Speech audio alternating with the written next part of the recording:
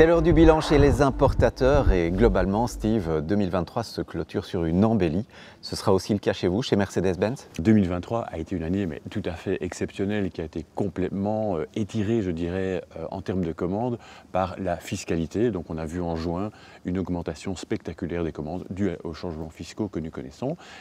Par ailleurs, je dirais que la production a repris son plein volume de façon à pouvoir enfin livrer à nos clients les voitures qu'ils attendaient et qui avaient été commandées après la période Covid. Zoals we weten zorgt de fleet ook goed voor de verkoop in België. Zal het ook zo zijn in 2024? Daar gaan we toch van uit, Katja. Tenminste, wij hebben het gamma dat vertegenwoordigd kan zijn in de verschillende segmenten van de car-policy. Van de EQA tot de EQS, maar vooral met een rijbereik van steeds meer dan 500 km WLTP. Je geeft het zelf aan, Mercedes-Benz zet zich zwaar in op het elektrische gamma, maar daar blijft het niet bij qua duurzame evolutie. Nee, absoluut niet. Duurzaamheid is vandaag een van de speerpunten van Mercedes-Benz. En als ik vandaag 3 voorbeelden zou geven, dan zou ik spreken over onze fabrieken. Die zijn CO2-neutraal sinds eind 2022. En dan vooral, wij zijn bezig met het uitrollen van onze eigen laadhubs. Wat is nu het voordeel van een Mercedes laadhub voor een Mercedes klant? Want als ik zeg laadhub, die is open voor alle merken.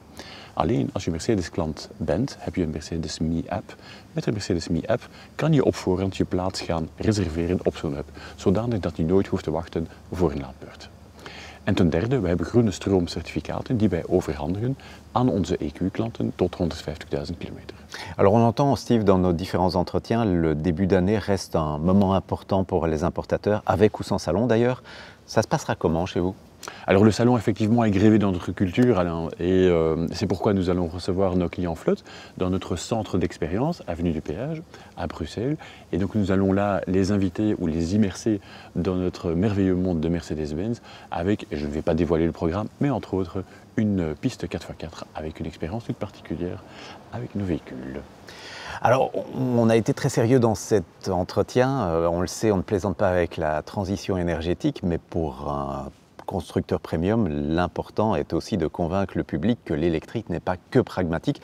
C'est le rôle de certaines gammes, certaines voitures images chez vous? Oui, c'est vrai, absolument. On a la classe G électrique qui va arriver, mais je ne peux pas en dire plus, et donc excusez-moi à ce niveau-là. Mais on a évidemment la gamme AMG qui a été électrifiée aujourd'hui et qui procure des sensations tout à fait exceptionnelles aux conducteurs de celle-ci, avec des accélérations sur la EQE AMG en moins de 4 secondes pour le 0 à 100. Enfin, c'est tout à fait déraisonnable, on peut le dire, mais voilà, ça fait partie de l'ADN de notre marque et on est tout à fait heureux de représenter ces produits-là également. Et on en est bien heureux. Merci Exactement. Steve. Merci, à bientôt.